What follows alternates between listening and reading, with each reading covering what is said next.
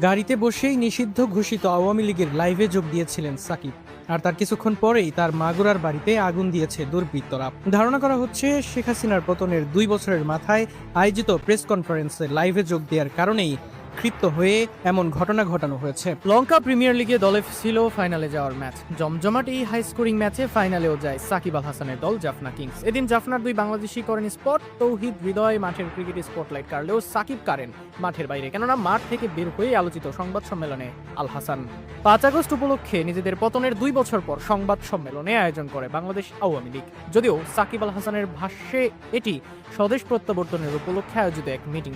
Foreign corresponding club of south এশিয়ার আয়োজনে দিল্লিতে অনুষ্ঠিত হয় এই মিটিং। আর সেখানেই শেখ হাসিনার সাথেই ভার্চুয়ালি যোগদান করেন সাকিব আল হাসান। বাংলাদেশ সময় সন্ধ্যা 6:30 শুরু হয় এই মিটিং। তখনও লঙ্কা লিগের ম্যাচ শেষ করতে পারেননি সাকিব আল হাসান। সেই ম্যাচ শেষ করে তড়িঘড়ি করে মিটিংয়ে যোগ দেন তিনি। এমনকি এর জন্য আগে বাসায় যাওয়ারও প্রয়োজন অনুভব করেননি তিনি। নিজের গাড়িতে থেকেই যোগ দেন রাজনৈতিক মিটিংয়ে। মিটিং উপলক্ষে এদিন এক ফেসবুক পোস্ট দেন সাকিব।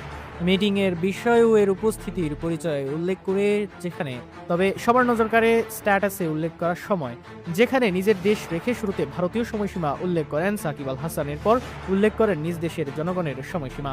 এদিন অবশ্য বক্তব্যও প্রদান করেন সাকিব আল হাসান। সাকিবের এমন কর্মকাণ্ডকে ঘিরে তাই আবারও নতুন করে তৈরি হয়েছে তর্ক বিতর্ক। তবে বিতর্কের আরেক নামই সাকিব আল হাসান। এই বিতর্ক এবার তাকে ভালো বা খারাপ কোনো দিকে নিয়ে যায় সেটি দেখার বিষয়।